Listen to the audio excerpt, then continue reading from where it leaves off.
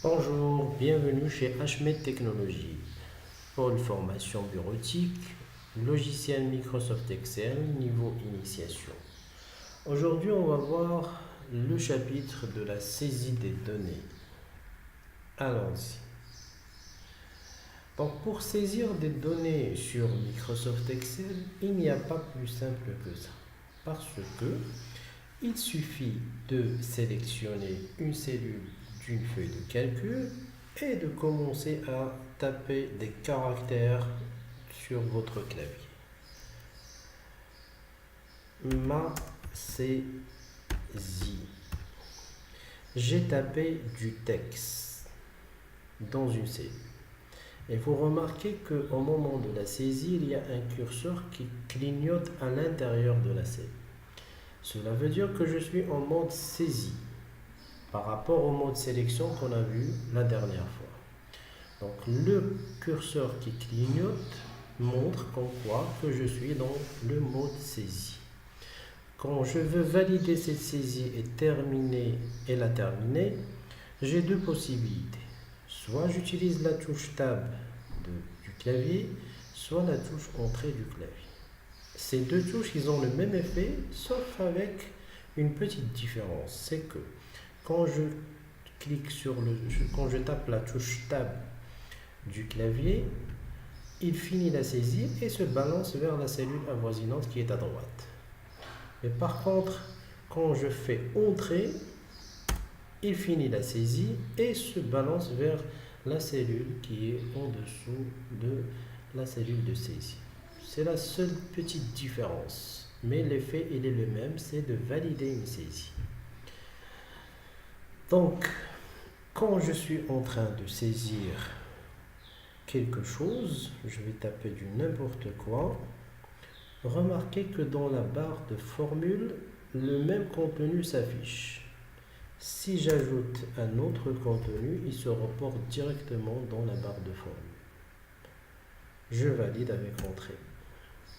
Maintenant, je vais faire l'effet inverse. Je vais utiliser la barre de formule pour saisir.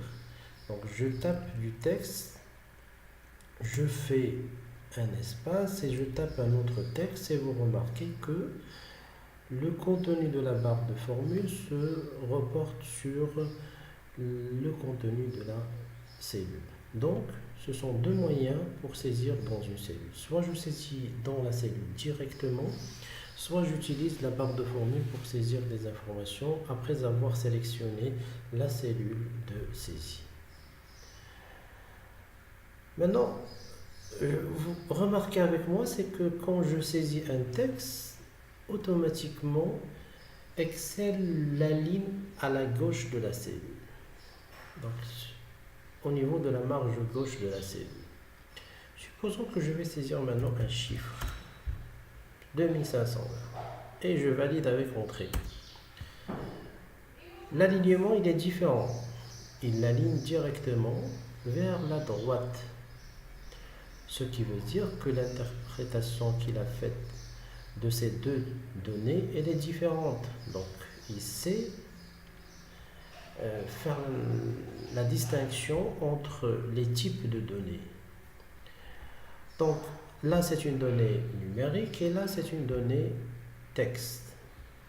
Donc, l'alignement veut dire exactement que Excel est capable de détecter ou d'analyser ce que vous tapez au clavier et par la suite, après la validation, il peut savoir exactement est-ce que vous avez saisi du texte ou bien vous avez saisi un nombre. Je vais ici mélanger le texte et les chiffres. Je vais commencer avec du texte et finir par un chiffre. Et je vais taper Entrée. L'alignement est resté à gauche. Ça veut dire que c'est une donnée qui a été considérée comme du texte. On appelle ça dans le jargon informatique, c'est une valeur alphanumérique, c'est-à-dire qui mélange entre tout ce qui est caractère texte et tout ce qui est caractère chiffre. Maintenant, on va voir, par exemple, je vais commencer avec des chiffres et terminer avec du texte. Ça a été considéré aussi comme un texte. D'accord ? Donc maintenant, on a vu deux types de données, des nombres et du texte. On a tendance dans les tableaux à travailler aussi avec les dates. Je vais taper une date directement 01/01/2017 et je confirme. Qu'est-ce qu'il a fait? Il a pris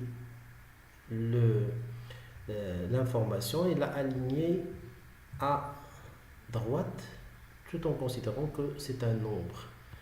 Maintenant, je vais faire 01 anti-slash, slash par exemple, pardon, 01/2017. Et là, il l'a considéré aussi comme une date et il l'a aligné à droite. Je peux saisir la même date mais d'une autre façon. 2017. Et automatiquement, il considère cette donnée sous forme de date. Donc, les dates ils sont saisies de deux manières, soit avec des barres obliques, soit de ce format-là. Et Excel, il est capable de détecter une différence entre le texte, les chiffres et les dates. Pourquoi? Parce que c'est un logiciel de calcul, c'est un logiciel qui nous permet de faire beaucoup de traitements. Donc, les traitements doivent se faire avec des données qui sont du même type. D'accord? Maintenant, revenons à notre saisie de texte. Imaginez que je suis là et je suis en train de saisir, je suis en train de saisir du texte, un long texte, et je valide. Comme vous voyez, normalement, une colonne, elle a une largeur. Quand la saisie dépasse la largeur, elle piétine sur l'autre cellule qui est avoisinante à droite. Mais ce n'est que visiblement, parce qu'en réalité, dans cette partie-là, il n'y a pas ce texte. Donc quand je clique et je saisis autre chose, le piétinement disparaît. Donc la valeur réelle de cette cellule, elle apparaît. D'accord? Donc, maintenant, si je veux saisir un long texte, mais avec un retour à la ligne, il suffit de mettre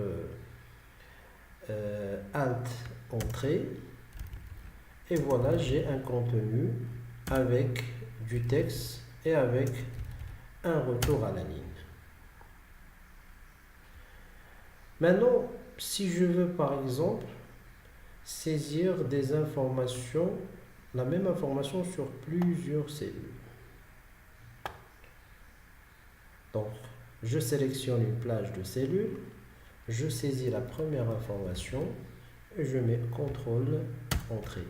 Automatiquement, ça se répertorie sur l'ensemble des cellules. Supposons que je vais faire la même chose sur des colonnes. Je saisis la première information et je mets CTRL Entrée et ça se répercute sur l'ensemble des informations de la colonne.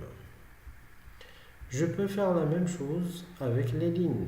Je prends par exemple, je sélectionne une série de lignes et c'est pas forcément qu'elles soient adjacentes, même pour des sélections non adjacentes. Donc je saisis les premières informations, je mets CTRL Entrée et ça se répercute sur la totalité. Donc en gros, la saisie de l'information ou bien des données sur Excel se fait sur des cellules.